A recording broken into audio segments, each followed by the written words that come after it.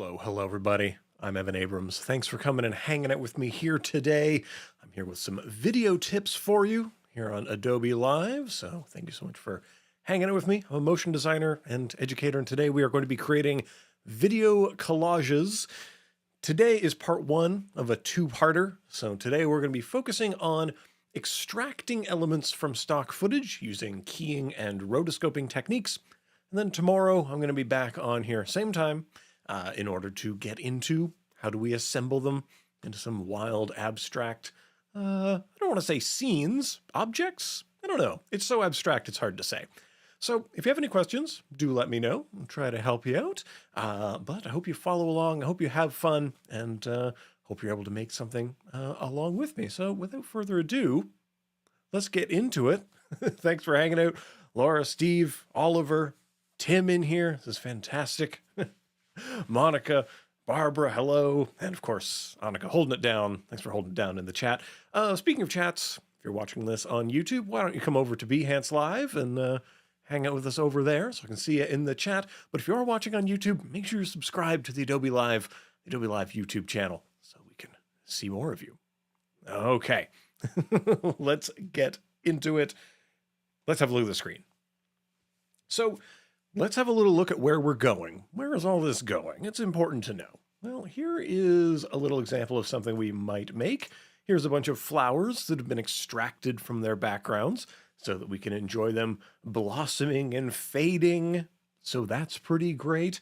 This will make use of what's called a luma key to pull those. But we've got lots of other examples. So here we have some handshaking where we've keyed out the background from behind these hands so that we can enjoy them. I'll just move us into half res here so we can scrub that a little bit faster. And actually, I've got some pre-rendered bits that I think we can enjoy. Here's how that would go down if you want to look at how that's going to come out. So we're going to make use of what's called chroma keying to extract these. We are going to have a look at something like this, where we're going to create some very mathematically precise birds that are going to be floating on by and hopefully not get sued by the state of Pablo Picasso for his blue dove of peace, but that's fine. And then what else have we got going on here? I think that'll do. I have one other thing if that's going to work. So we will see. Okay, so let's get started. How did all of this begin? Where are these things coming from? Well, whenever we pull stock footage, it might not be particularly, there's one more example where we're going, something a little bit more Halloween themed that I hope is going to be interesting. This begins as stock footage of a bird, and then we turn it into something like this, extracting the bird from the background, layering many birds, and then mirroring them. Anyway, I thought something spooktacular for Halloween would be nice. Okay, so what we're going to do is we are going to start with footage. And generally, let's say we start with this lovely, a lovely parrot, or maybe this bird by the pool or something. If we wanted to extract this bird from this background, right, we have to use something that will either filter the pixels away, what we would call keying, or we would have to do a process called rotoscoping. This is sort of our two families of techniques that we want to be thinking about deploying when we want to extract a subject of some form. So that would be keying, rotoscoping, right? Two broad categories. So let's say, for example, let's see, what's a nice classic example of keying that I can show to you, right? Well, here are, just double click and bring this up here. Here are several instances of two hands coming out and shaking. They're in front of a green screen.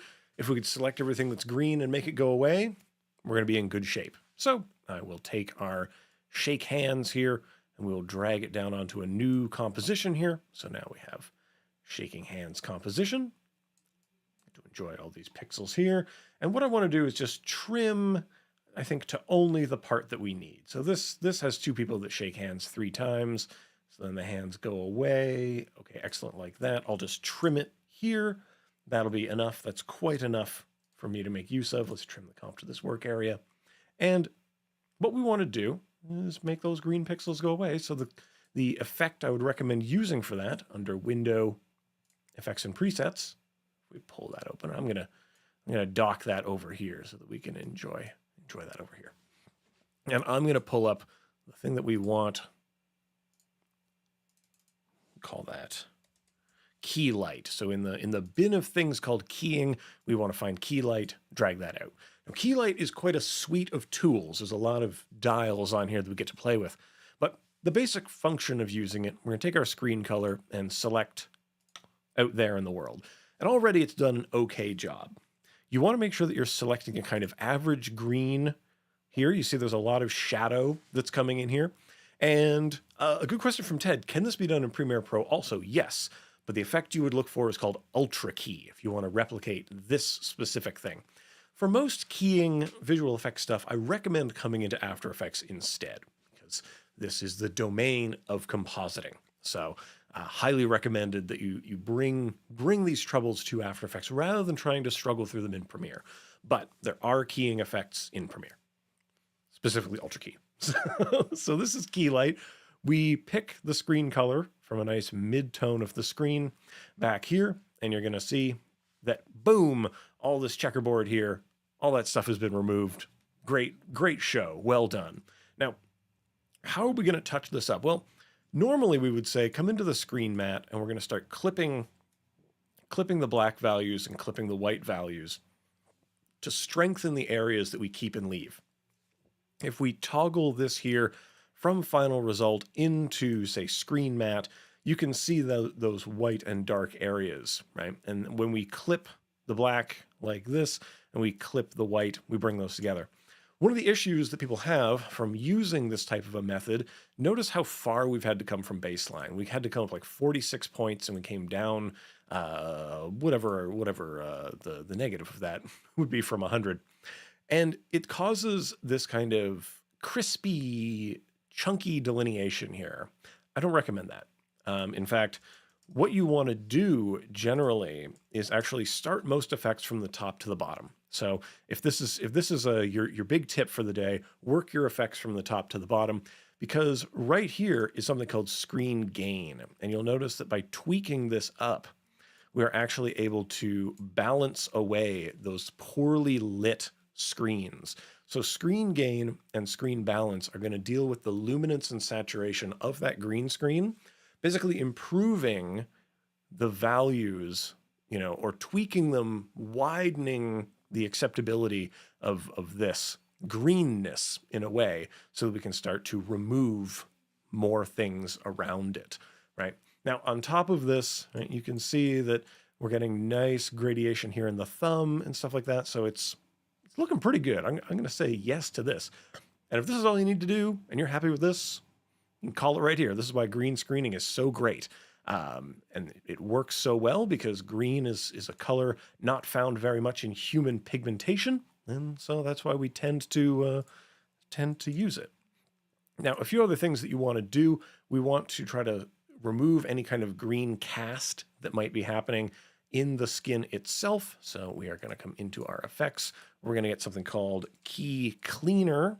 We want to deploy Key Cleaner onto this. And that's going to help kind of clean up the edges, maybe reduce the chatter a little bit like this. And we may even want to bring in something called a spill suppressor. So we might want to bring that in to help suppress the spill. But as we want to kind of cooking show this a little bit so that we can move on, come into my shaking hands here. We're going to come into my final keyed handshake so you can kind of see the various things that were deployed onto this in order to make it look as good as it does. And they are, we go through them. We got our key. Keylight did pretty well. Really spent a lot of time dialing in the properties of that. Then we clean the key to reduce what's called chatter kind of around the outside where the edges seem to crawl a little bit, right? And then we use a spill suppressor, and that is suppressing the greenness that might be cast onto them, right? And then I'm using a matte choker to just refine that edge just a little bit more. So these four together make a nice little sandwich that'll get you where you want to go. And we're going to use matte choker a little bit more in other techniques. Now, you might not have a green screen around, obviously. Oops, no green, or you're using found footage and there just happens to be no green in it. I want to cut to this pack of doves that we have here. Let's go into an individual dove and we'll see how this has been extracted from its situation. This has been done using a different technique. This is using, let's go in here even further. This has been done using something called luma key, a luminance key. So we're keying because we're selecting pixels and we're taking them away. But in this instance, what we're doing is we're saying, hey, let's look for the darker pixels and let's take those away. Let's remove those. So starting fresh, I'm going to come in here and we are going to grab that dove.mov here. We're going to drag that onto a new comp. And it's always good to drag your footage elements, your ingredients, drag them into a new composition, and that will give you kind of the latitude to play around and refine this and to get that alpha boundary exactly how we want for when we are going to start using it in other places. So we've got this here. Go to your effects.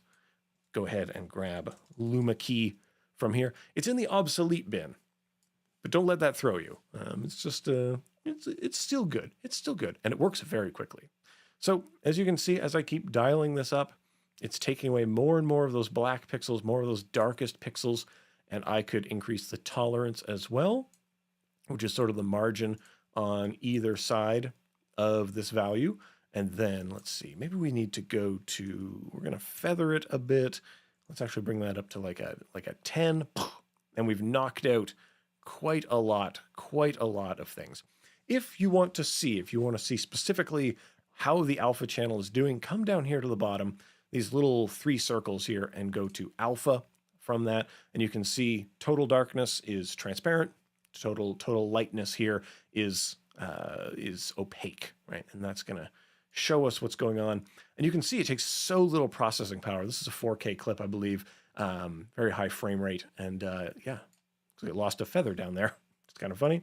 But one challenge that you'll find whenever you're doing any kind of keying, and this is why we're in the advanced tips today, these bits over here. Now, we can use some masks to try to hold those out and then roto those masks in place. So for example, if we're looking at the eye here, I am just going to split this layer off. I'm going to make a duplicate of it. Let's give ourselves the RGB look at this. I'm going to remove the Luma key from this top layer here. And all I'm going to do is just put a mask around that eye section there. And using that mask path, I'm just going to I'm going to basically scrub through and just manually make sure that this stays in place. It doesn't actually take that much to do, right? It's not an onerous task to get this where we want. I recommend if you ever have to do this kind of manual work, this manual rotoscoping, as we would say, because that is what we're doing. Technically, we are rotoing this eye here, right? You want to start at setting a keyframe at the start, keyframe at the end, and then set keyframes, scrub through and find the sort of largest deviations from your target area, and then bring those into alignment. And that's going to save you on the number of keyframes that we're going to have to do with this in particular. So again, that tip is roto at the start, at the end, and then scan in the middle for the largest deviation from where you're looking to capture. And with that, we've got the eye nice and locked in, right? I think we did a good job with that. However, here's another little pro tip while I'm on the subject. What if you don't want to do that? What if that sounds, Evan, that sounds like too much work. I'm here for pro tips, not pro labor. So we should always be pro labor. But we've got this asset here, and we know that the dark areas do not intersect. They will not intersect with the dark outside areas. They're nice and contained within the bird. So what I'm going to do, we're going to cheat a little bit. Grab my effects, and I'm going to bring out a paint bucket. I'm going to drag that paint bucket out here, and the paint bucket allows you to pick a place, and it's going to basically paint bucket away from that spot, right? So we're going to go like that. So now we have We've used the paint bucket to fill all of this in with red. The eye is not red. The little feeties here are not red. So we're good to now deploy a different effect on here. The linear color key, let's drop that out there. Linear color key, nice simple one. I'm going to choose the redness. That's what we want to remove. And now we've got a pretty good key going around the outside. Pretty accurate, I would say. And so by simply increasing the tolerance of this, we're going to get kind of chopped a little bit more through, right? And if you want to refine this edge, right? This edge is giving us trouble. I want to chop more away from that. Well, this is when we get into our friend, the matte choker. The matte choker effect is something you're going to be deploying a lot if you're taking keys, if you're rotoing, all of this stuff. And what it's doing is looking at the alpha bounds of a layer, and it's saying, I'm going to apply some geometric softness to this. So if I crank this up, you can see that it really softens out, really smooths out the edge, but also that it can just eat away. Hopefully you can see here, if I crank this up and down, how it's eating very slightly in there. So let's crank this up quite a bit. Let's go quite large with that. And now let's change the softness. And it does it again. So you can push in and then out and then in, out and then out again if you want. We're going to dial this one up, and we're going to get that one to take a bit of a bite as well, like so. And so now we've got this kind of softened edge around the outside. So you'll most likely need to apply a few of these or a couple of them. You can even have this one effect do multiple iterations, basically running the process again and again if you need to do it more times. And you see that softens the outside of whatever it is you're matting, right? So this matte choker, very powerful. It's been with us forever, but then let's not forget all of the good things that it brings to us, especially in organic forms like this, that we need to kind of just soften up sometimes. It's totally fine, totally good. Get the matte choker out there. One of the larger innovations, though, one of those bigger kind of technical hurdles, is rotoscoping itself. So if the pixels of the outside space are not similar to each other, and in particular, if they are very similar to the footage you're trying to extract from, what can we do?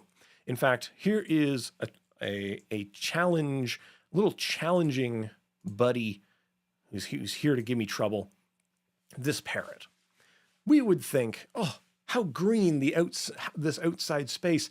I'm gonna chroma key this away. Let me just go ahead and grab that key light on here. Look how green the jungle is. Oh, this is gonna work out so good. Click out here. Ooh. A lot of the bird's feathers obviously have green in them. That's just a feature of being a parrot. Most wildlife actually likes to blend in with its environment. And so that's why we end up with this kind of difficulty when it comes to actually separating wildlife from the environment, right? We shouldn't separate wildlife from their environment generally, but for footage reasons, if we wanted to do that, keying's not going to get us there. Now, maybe not this type of keying. If I may take a slight sidetrack, I know we're tight for time. We got stuff coming up at 3 o'clock here. So I want to just really quickly visit something called leaves that I put together. Now, leaves blend in with their environment, obviously. You see leaves in the background here, leaves in the foreground, but I've used an effect to extract the falling leaves from here. This can be done in a wonderful way. Again, we're going to be cooking showing this. We have what we call the clean plate. This is the footage untreated, unmessed around with. But we have two things that are great with this. At the front and back end are periods of no change. The camera's locked off, nice stable tripod. If you have the opportunity to do this, please do. Lock off your tripod. It's going nowhere. Then film some action. Hit record, get this clean plate. Then the action will happen, tumbling leaves. Leave us some space at the end for another clean plate. So we could technically extract this first frame, which I've done by basically freeze framing it. You can just right click on something, time, freeze frame, and I've freeze framed the first frame before anything has changed. And that has given us this, what we would call like a difference plate. And if we compared this image, right, of no movement with this image that changes over time, why, what would that do? Well, we're going to be using something that is called the difference mat. And the difference mat allows us to make that exact calculation.